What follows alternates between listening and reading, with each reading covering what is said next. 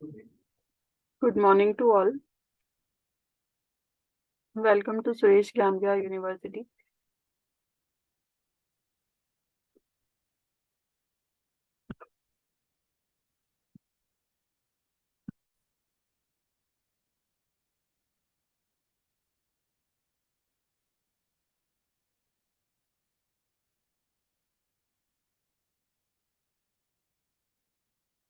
Last class में हमने देखा था basic operational concepts. Am I audible to all? आवाज आ रही है सभी को?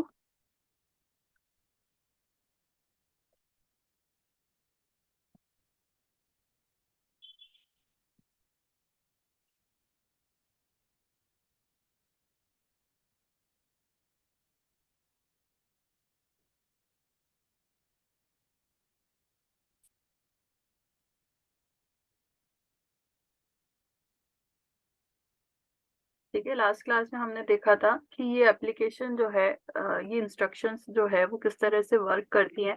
ठीक है, एट लोकेशन A, R0 ये हमने कल देख लिया था। ठीक है, ये किसके अंदर आएगा, किस टॉपिक के अंदर आएगा? बेसिक ऑपरेशनल कॉन्सेप्ट्स के, मतलब बेसिक ऑपरेशन किस तरह से परफॉर्म किए जाते हैं इन द सीपीयू मेमोरी वगैरह के अंदर। ठीक है, so this instruction adds the operand at memory location a. Lock a मतलब ये जो नेम लिखा हुआ है ये एक एंटिटी है। यहाँ पर जो भी ऑपरेंड है, ऑपरेंड का मतलब हो गया आपका डेटा। जो भी ऑपरेंड है उसको ऐड करता है कहाँ पर? To the operand in register R0 and places the sum into the register. मतलब जो चीज बाद में लिखी होगी, जो रजिस्टर या लोकेशन या मेमोरी जो भी लिखा हुआ होगा वहां पर उसके डेटा के साथ फर्स्ट जो लोकेशन है, लोकेशन ए, इसके डेटा को ऐड करके जो भी आउटपुट आएगा उसको R0 के अंदर स्टोर कराना। ठीक है, इस इंस्ट्रक्शन का मतलब ये हुआ। This instruction requires the performance of several steps. ठीक है, ये हम कल देख चुके हैं। अब नेक्स्ट एक और एग्जांपल है। The preceding and add instruction combines the memory access operation with an ALU operations. ठीक है, in some other type of computers, these two types of operation are performed by separate instructions for performance reason. ठीक है, ये चीजें सारी अलग अलग तरह से भी की जा सकती है। यहाँ पर जो फर्स्ट इंस्ट्रक्शन थी उसमें तो क्या था, डायरेक्ट इसका मतलब हो गया कि लोकेशन ए के ऑपरेंड को R0 के ऑपरेंड के साथ ऐड कराना और साथ ही साथ जो भी आउटपुट है उसे R0 में स्टोर कराना। ठीक है, लेकिन अब इसी इंस्ट्रक्शन को किसी दूसरे पीसी में कई अलग तरह से भी लिखा जा सकता है। ठीक है, क्यों अच्छा, इसकी जरूरत क्यों पड़ी? क्योंकि परफॉर्मेंस रीजंस की वजह से। Like lock a, load location A, R1 then add R1, R0। अब इसका क्या मतलब हुआ? लोड लॉक A, R1, इसका मतलब ये हुआ कि जो भी ऑपरेंड या डेटा लोग ए इस मेमोरी लोकेशन पर स्टोर्ड है, इस स्पेस पर स्टोर्ड है, उसको लोड करो कहाँ पर? R1 के अंदर। ठीक है, फिर उसके बाद क्या करना है? जो R1 का डेटा है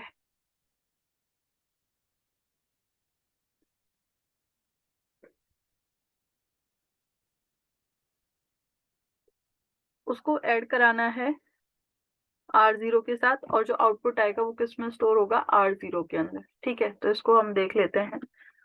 यहाँ पर लोड हुआ, ऐड हुआ, ये आपकी इंस्ट्रक्शंस हैं। R1, R0 आपका रजिस्टर है और लोग ए, ये जो है ये आपका मेमोरी लोकेशन है। ठीक है, तो मेमोरी में से जब भी कोई चीज हमें लेनी होती है रजिस्टर में तो उसे कहते हैं लोड करना। Okay, transfer between the memory and the processor are started by sending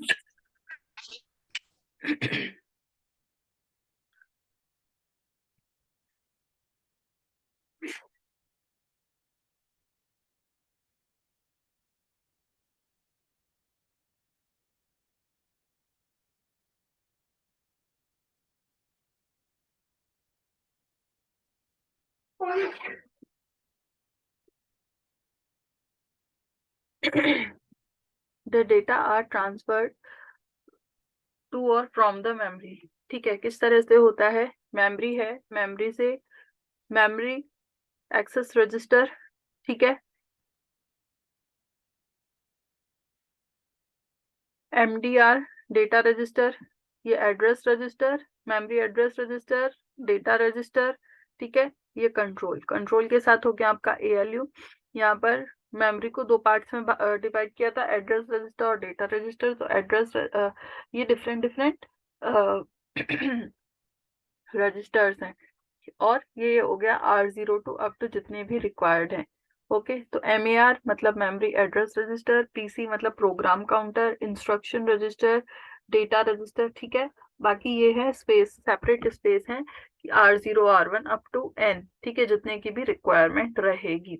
अच्छा, अब इनको ये भी रजिस्टर है, MER, MDR, PCIR, और ये भी रजिस्टर है R0 R1। तो इनमें क्या डिफरेंस है? इनमें ये डिफरेंस है कि जो आपका MER या MDR है, ये फिक्स्ड है, कि मतलब MER के अंदर सिर्फ एड्रेस रजिस्टर ही है ये, कि इसके अंदर सिर्फ एड्रेसेस ही स्टोर्ड होंगे, इसके अंदर सिर्फ डेटा स्टोर्ड होंगे। PC मतलब कि प्रोग्राम काउंटर, ये भी फिक्स है कि प्रोग्राम काउंटर के अंदर क्या आएगा,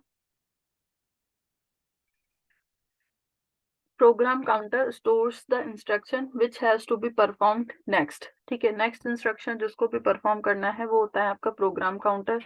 next is instruction register. Instruction register क्या हो जाएगा, जो रजिस्टर इंस्ट्रक्शंस को स्टोर करता है, that is your instruction register.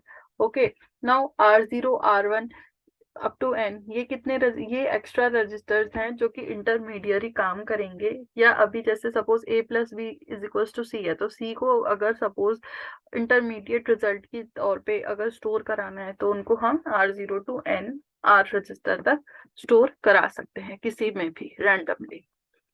Okay, the processor can be connected.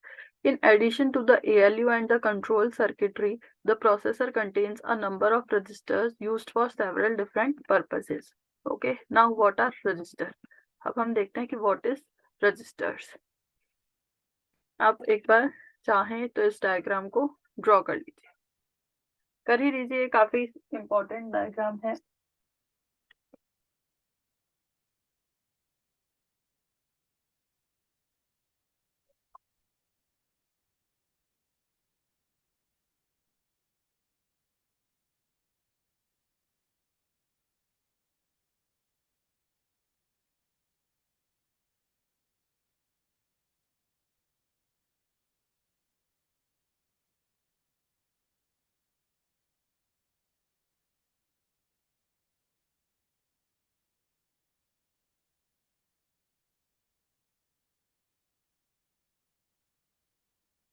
ठीक है, चलते हैं हम आगे।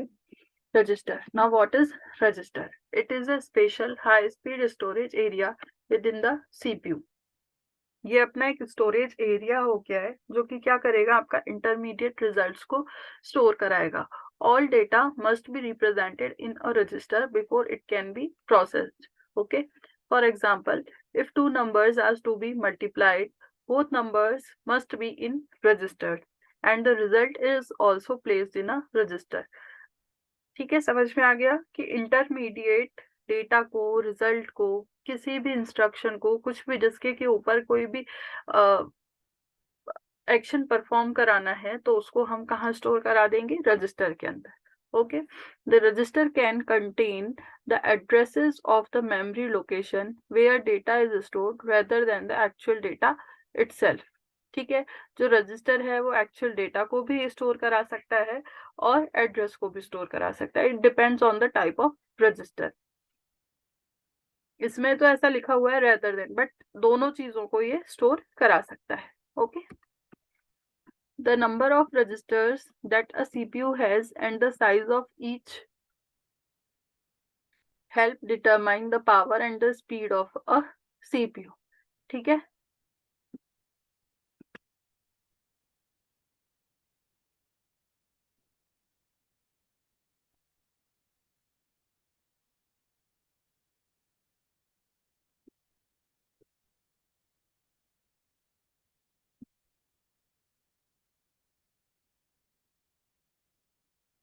कल हमने देखा था, एक वर्ड पढ़ा था, वर्ड लेंथ।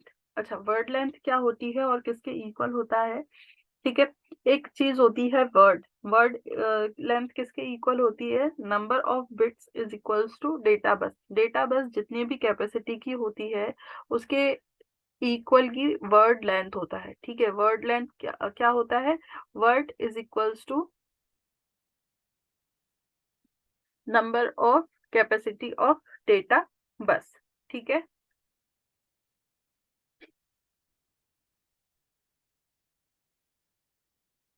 फॉर एग्जाम्पल यहाँ पर देख रहे हैं हम कि नंबर ऑफ रजिस्टर, जितने भी रजिस्टर्स इसमें यूज में लिए जाते हैं उससे सीपीयू की स्पीड और पावर डिटरमाइन की जाती है। For example a 32 bit CPU is one in which each resistor is 32 bits wide. ठीक है, 32 बिट सीपीयू अगर कैपेसिटी वाला है तो वहां पर रजिस्टर की क्या साइज होगी, 32 bits wide. Therefore, each CPU instruction can manipulate 32 bits of data. In high-level languages, the compiler is responsible for translating high-level operations into low-level operations that access registers. ठीक है। Now, what is instruction format? एक बार आप पहले इसको note कर लीजिए, फिर हम इसको समझते हैं।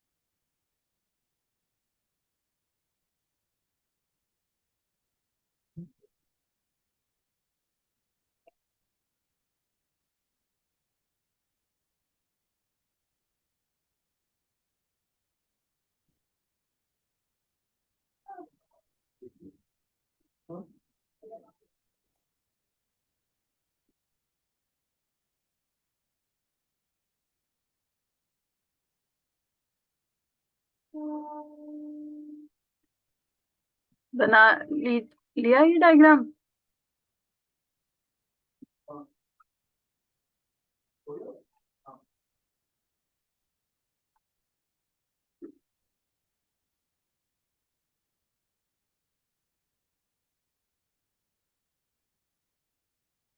ठीक है। इंस्ट्रक्शन फॉर्मेट्स, यहाँ पर 3 टाइप के इंस्ट्रक्शन फॉर्मेट्स गिवन है। Memory reference instructions, register reference instructions, input output instructions. ठीक है। सबसे पहले मेमोरी रेफरेंस की बात करें, यहाँ पर देखा जाए तो ये three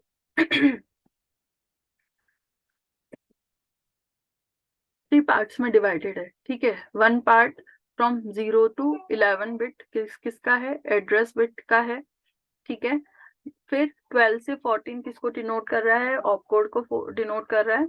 then 1 bit is for, 15 bit is for I. I मतलब कि दो चीजें होती हैं आपका, ये एक तरह से फ्लैग होता है। ठीक है, direct and indirect addressing mode, आगे आप पढ़ेंगे डायरेक्ट और इनडायरेक्ट एड्रेसिंग मोड क्या होते हैं। ठीक है, जब रजिस्टर रेफरेंस इंस्ट्रक्शन, अच्छा यहाँ पर एड्रेस की कितनी बिट्स हो गई, 0 to 11, इट मीन 12 बिट्स की हो गई। एड्रेस 12 बिट का हो सकता है आपका, ऑपकोड 3 बिट्स का हो सकता है, एंड जो डायरेक्ट इनडायरेक्ट जो होता है वो आपका फ्लैग ही होता है, या तो 0 या फिर 1, दो चीजें ही हो सकती है, इसलिए ये 1 बिट का हुआ। तो अब जो ऑपकोड है वो आपको 3 बिट को शो करेगा, इसलिए यहाँ पर क्या दिया है, 3 बिट्स क्या हो सकती हैं, 000 to approximate 110। Okay. Then register reference instruction, इसके अंदर जो फर्स्ट मेमोरी रेफरेंस था वहां पे एड्रेस था।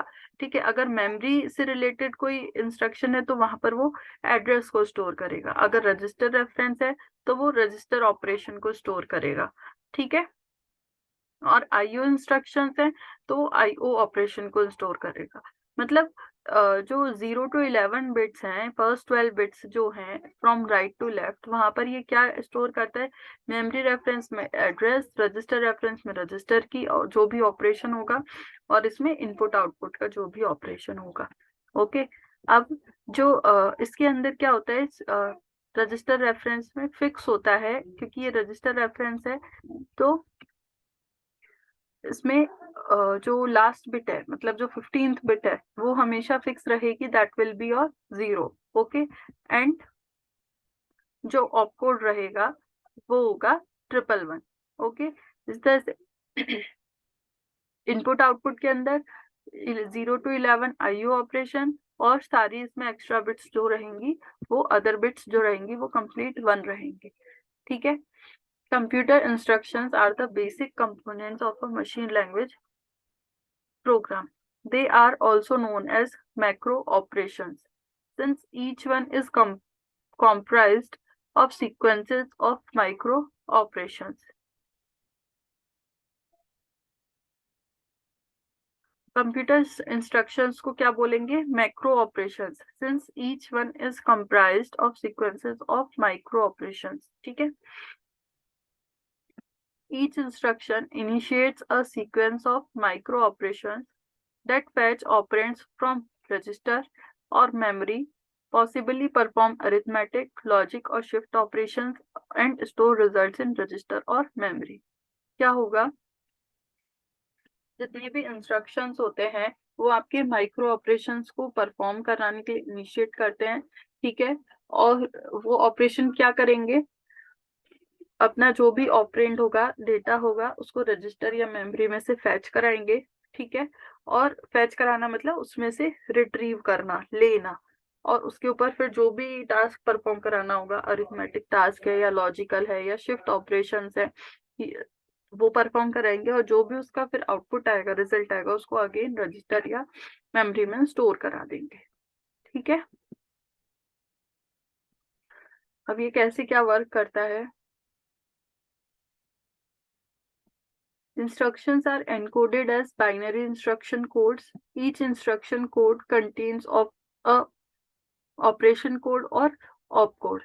ठीक है, तो जो आपका opcode होता है वो आपका ऑपरेशन कोड, ऑपरेशन कोड मतलब कि इंस्ट्रक्शन, इंस्ट्रक्शन मतलब जो भी डेटा के ऊपर एक्शन परफॉर्म कराना है, ऑपरेशन परफॉर्म कराना है, उसको बोला गया है ऑपकोड। ठीक है,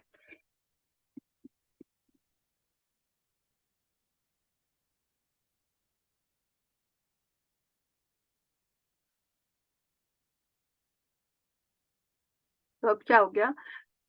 instructions are encoded as binary instruction codes.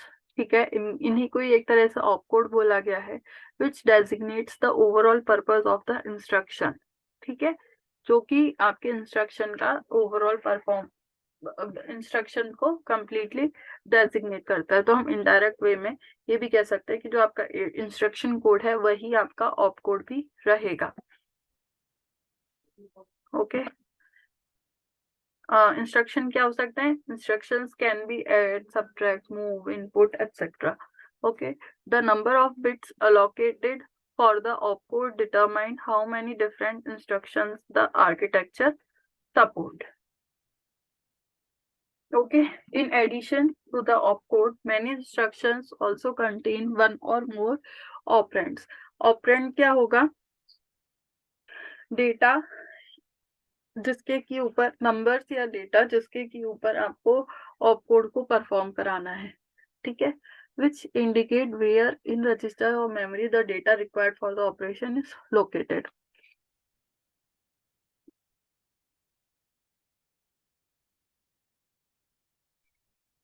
अब जैसे कई ऑपकोड जो होते हैं वो होते हैं आपके जो वन ऑपरेंड से भी काम कर सकते हैं, और कई ऑपरेंड्स जो ऑपकोड्स जो होते हैं वो उनके लिए मोर देन वन ऑपरेंड्स की नीड रहती है, लाइक जो प्लस है, एडिशन है। ठीक है, जब कंप्यूटर की बात करते हैं तो मोर देन वन ऑपकोड्स के लिए यूज में होता है, ठीक है, लेकिन वो वन ऑपरेंड के साथ भी काम कर सकता है। किस तरह से, जैसे आप लैंग्वेजेस पढ़ते हैं सी, सी प्लस प्लस वगैरह, तो उनमें क्या होता है, जैसे ए प्लस प्लस होगा या प्लस प्लस ए होगा, ठीक है, तो ये क्या हो गया, प्रीफिक्स या पोस्टफिक्स टाइप से यूनरी ऑपरेटर की तरह से वर्क करेगा। जैसे सपोज 5++ हो गया तो ये +1 कर देगा, ठीक है। प्लीज आप अपना माइक म्यूट कर लीजिए।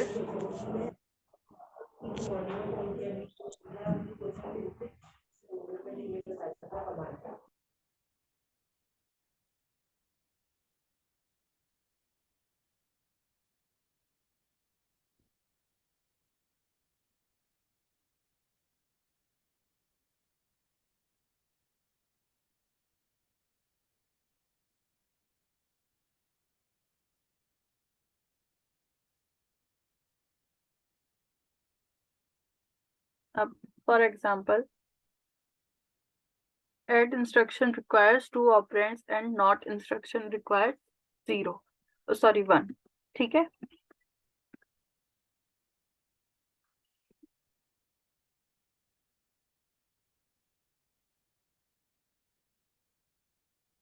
The opcode and operands are most often encoded as unsigned binary numbers in order to minimize the number of bits used to store them, ठीक है।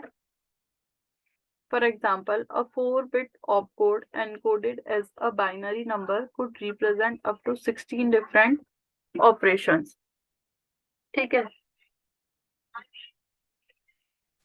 16 किस तरह से बोला इसमें, 4-बिट ऑपकोड का मतलब हो गया 2⁴ ठीक है, इसलिए वो डिफरेंट डिफरेंट कितने ऑपरेशंस को परफॉर्म करा सकता है, 16 डिफरेंट ऑपरेशंस को परफॉर्म करा सकता है, ठीक है।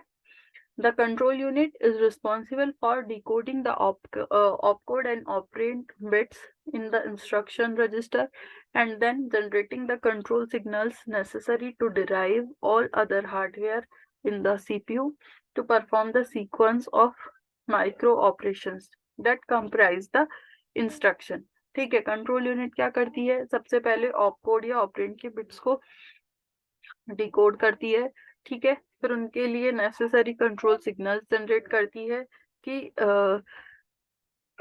सीपीयू किस तरह से माइक्रो ऑपरेशंस के ऊपर परफॉर्मेंस स्टार्ट करेगा, ओके। इसके बाद है इंस्ट्रक्शन साइकिल।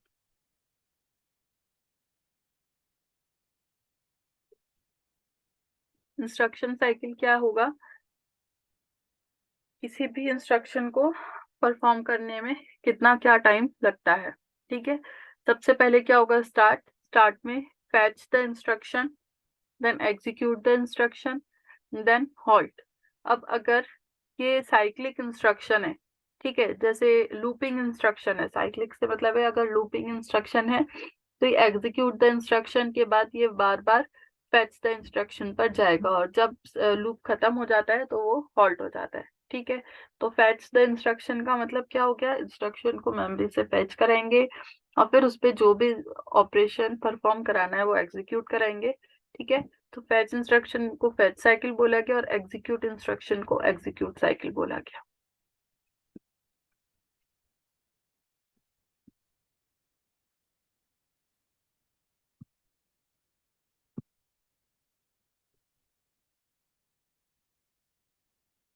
अभी इंटरप्ट्स के साथ में इंस्ट्रक्शन साइकिल, आप एक बार इस डायग्राम को तो बना ही लीजिए।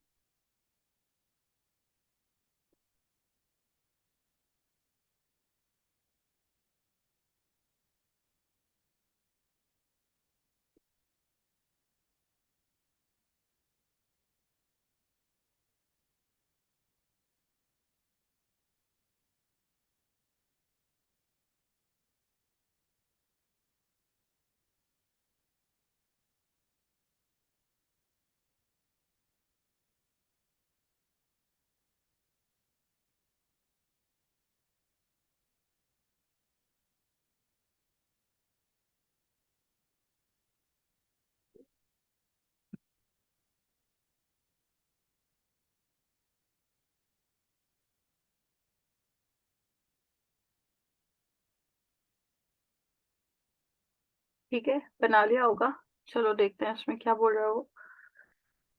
जो प्रीवियस डायग्राम था वो था आपका विदाउट इंटरप्ट, ठीक है, जो लूपिंग वाली चीज थी वो तो होगी, लेकिन इंटरप्ट नहीं है इसमें। इंटरप्ट का मतलब हो गया हॉल्ट, मतलब जैसे आपका a प्लस बी प्लस सी है, लेकिन a प्लस बी के बाद जो आउटपुट आ रहा है वो प्लस सी से पहले बीच में एक इंटरप्ट लग जा रहा है, ठीक है, कि अगर कंडीशन, जैसे कोई कंडीशन के साथ इंटरप्ट होता है कि ग्रेटर देन लेस देन लगा दिया अगर, या कुछ भी, तो वो कहाँ जंप करेगा, वापस फेच नेक्स्ट इंस्ट्रक्शन पर। जैसे इसमें किस तरह से हो रहा है,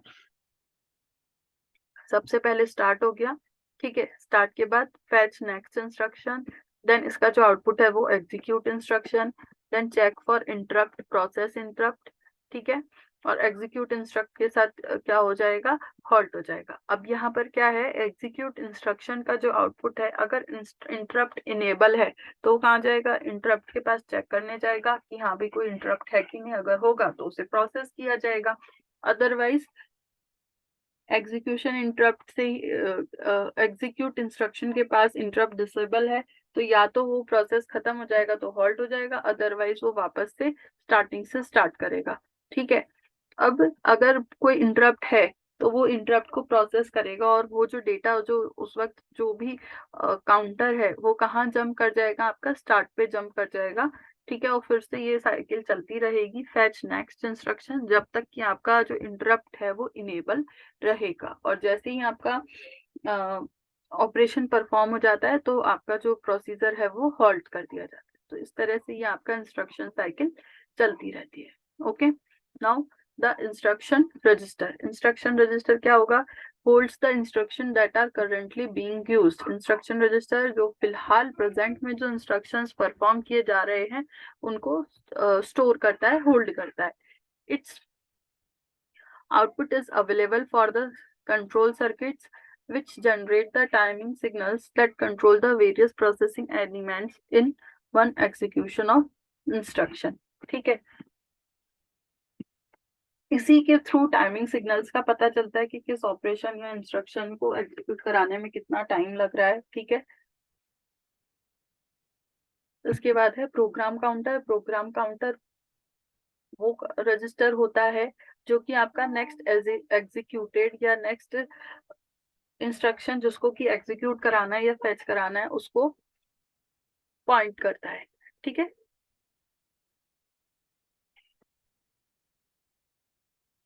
besides IR and PC there are an general purpose registers, ठीक है। GPR का मतलब हो गया general purpose registers, they are from R0 through Rn-1।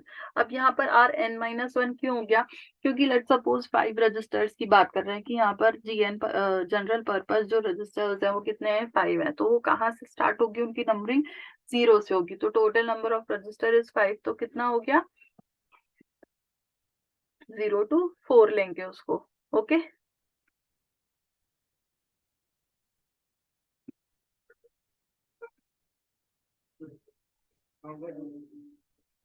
the other two registers which facilitate communication with memory are memory address register and memory data register। ये आपका memory से direct communicate करते हैं, क्या करते हैं, address register holds the address of the location to be accessed, ठीक है, जिस भी लोकेशन को एक्सेस करना है उसका एड्रेस रखता है, और डेटा जिसको कि एक्सेस करना है, ठीक है, it contains the data to be written into और read out of the memory location. जिस भी डेटा पर वर्क करना है उसको ये स्टोर कराता है। Okay, operating steps. Operating steps क्या है, programs reside in the memory and usually get these through the input output unit। Output नहीं इनपुट ही होगा, क्योंकि इनपुट ले रहे हैं तो सिर्फ इनपुट होगा, ठीक है। सबसे पहला क्या होगा, जो प्रोग्राम है वो मेमोरी में स्टोर्ड होंगे, और कहाँ से मिलेंगे, ये कहाँ से आएगा, इनपुट यूनिट के थ्रू, ठीक है। Then execution of the program starts when the PC is set to point at the first instruction of the programme.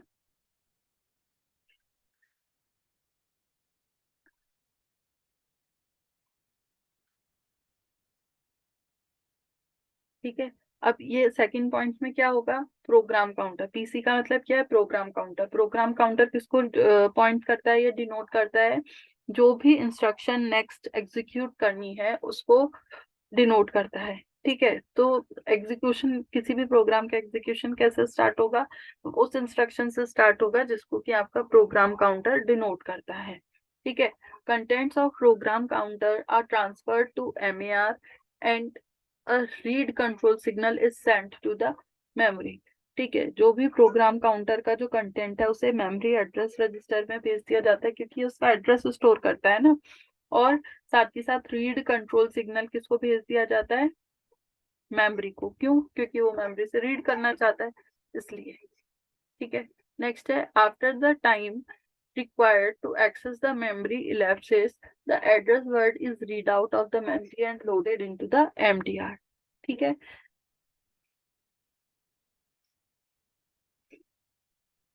जब एमएआर के अंदर उसका एड्रेस आ गया तो उस पर्टिकुलर एड्रेस पर जो भी डेटा है उसे MDR memory address data register पर स्टोर कर लिया जाता है। ठीक है। Now contents of memory at data register are transferred to the instruction register and now the instruction is ready to be decoded and executed। ठीक है। In the instruction involves an operation by the ALU, it is necessary to obtain the required operands। ठीक है। अब जो भी ALU में operation perform कराना है उसके लिए ऑपरेंड भी तो चाहिए होंगे, बिना ऑपरेंड के आप किस पे इंस्ट्रक्शन परफॉर्म कराओगे। तो इसके लिए क्या करेंगे, an operand in the memory is fetched by sending its address to MER and initiating a read cycle। अब कोई भी ऑपरेंड को फैच कराना है, ठीक है। अभी तो क्या इंस्ट्रक्शन फैच कराई थी, तो क्या किया था, मेमोरी से मेमोरी एड्रेस में फैच कराया, फिर डेटा उससे रिलेटेड जो भी इंस्ट्रक्शन थी उस एड्रेस में फैच कराया, मेमोरी एड्रेस रजिस्टर में, इंस्ट्रक्शन को डेटा रजिस्टर में। ठीक है। अब यहाँ पर क्या करेंगे, ऑपरेंड को फैच कराना है तो रीड साइकिल फिर से ये जनरेट किया। ठीक है। The operand has been read from the memory to the MDR memory data register, it is transferred from memory data register to the ALU. ठीक है, सारा स्टेप वही सिमिलर सिमिलर रहेंगे, बस सबसे पहले देखना क्या होगा कि हाँ वर्किंग स्टार्ट कैसे हुई। तो कि मतलब जो भी वर्किंग होगी वो रजिस्टर्स के थ्रू होगी, जो भी डेटा इंटरमीडियरी स्टोर्ड होगा वो सारा क्या होगा, रजिस्टर्स, फिक्स्ड रजिस्टर्स के अंदर स्टोर होगा, मेमोरी से या एएलयू कंट्रोल यूनिट से। ठीक है। आफ्टर वन और two such repeated cycles the ALU कर परफॉर्म द डिजायर्ड ऑपरेशन। ठीक है, जैसे सपोज ए प्लस बी करना है तो सबसे पहले ए प्लस या एड को फैच किया। ठीक है, उसके बाद ए को फैच किया, देन बी को फैच किया, तो इस तरह से रिपीटेड साइकिल हुई है। ठीक है, फैचिंग के बाद एएलयू ये ऑपरेशन परफॉर्म कर देता है। अब जो रिजल्ट है वो कहाँ स्टोर होगा, if the result of this operation is to be stored in the memory the result is sent to the MDR. ठीक है, मेमोरी डेटा रजिस्टर में भेज दिया जाएगा, अगर मेमोरी में भेजना है इसको, डेटा को स्टोर कराना है तो। अगर रजिस्टर में भेजना है तो जो जनरल पर्पज रजिस्टर थे उनमें भेज दिया जाएगा। ठीक है।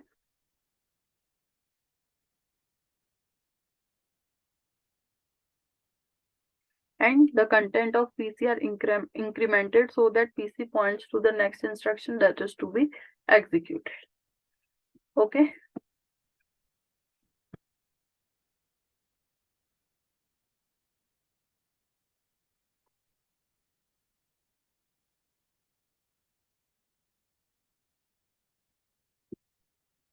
ठीक है, ये थे आपके कुछ स्टेप्स जिनको यूज में करके हम देख रहे थे कि किस तरह से अपने इंस्ट्रक्शन वर्क करेंगे। ओके। आप एक बार और रीड कर लीजिए इन इंस्ट्रक्शंस को, जिससे हम आगे चलते हैं। चाहे तो आप लिख भी सकते हो।